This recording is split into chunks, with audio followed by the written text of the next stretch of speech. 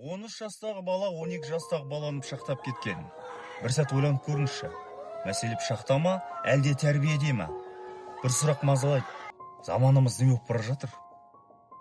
Алматы облысында 13 жастағы бала 12 жастағы баланы пышақтап кеткен деген хабар тарады. Марқұм бауырымыздың жаны жаннатта болсын.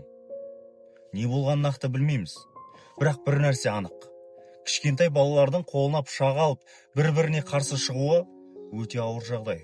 Бұл тек бір отбасының емес, бүкіл қоғамның мәселесі. Тәрбие деген тек тамақ беріп, киіндіріп қою емес. Тәрбие баланың жүрегіне адамгершілікті, мейірімділікті, жауапкершілікті сіңіру.